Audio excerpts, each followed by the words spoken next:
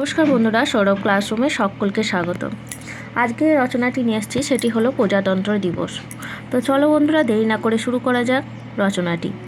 প্রজাতন্ত্র দিবস প্রতি বছর 26শে জানুয়ারি পালিত হয় প্রজাতন্ত্র দিবস, কারণ এই দিনে ডক্টর বাবাসাহেব আম্বেদকরের রচিত দেশের সংবিধান কার্যকর হয়েছিল। এই দিনে ভারত একটি সার্বভৌম গণতান্ত্রিক প্রজাতন্ত্র হিসাবে আত্মপ্রকাশ করে। 1950 সালে 26শে জানুয়ারি ভারতের সংবিধান কার্যকর হয়। এই সংবিধানের মাধ্যমে ভারত একটি প্রজাতন্ত্র হিসাবে পরিণত হয়। প্রজাতন্ত্র দিবস আমাদের জন্য অত্যন্ত গৌরবের দিন।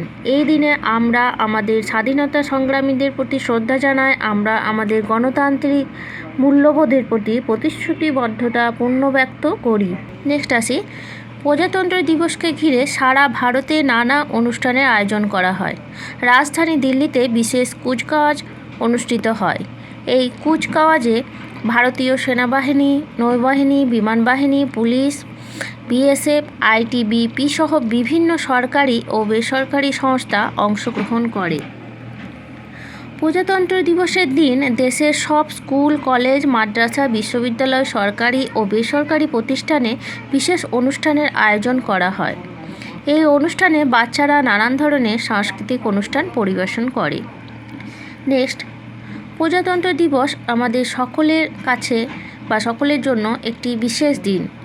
এই দিন আমরা আমাদের দেশকে আরও ভালোবাসার শপথ নিই। আমরা আমাদের গণতান্ত্রিক মূল্যবোধকে রক্ষা করার জন্য প্রতিশ্রুতিবদ্ধ থাকি। বলা বাহুল্য, জাতির জনক মহাত্মা গান্ধী 26শে জানুয়ারিকে নাম দিয়েছিলেন স্বতন্ত্রতা সংকল্প দিবস।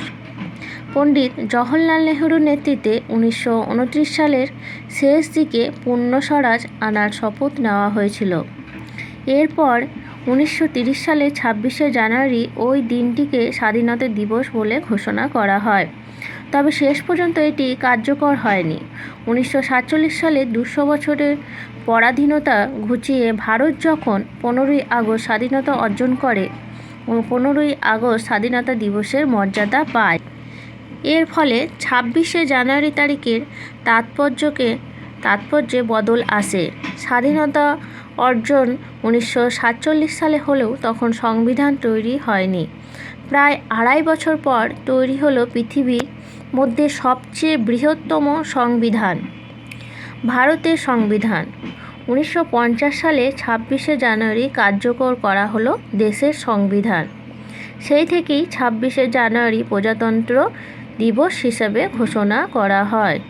তো বন্ধুরা, এই ছিল আজকের রচনাটি। কেমন লাগলো অবশ্যই কমেন্ট বক্সে জানাবে এবং বন্ধুদের মধ্যে শেয়ার করে দেবে। আর যারা আমার চ্যানেলে নতুন আছো তারা অবশ্যই চ্যানেলটিকে সাবস্ক্রাইব করে রাখবে এরকম আরও নানান ধরনের রচনা পাওয়ার জন্য। ধন্যবাদ বন্ধুরা।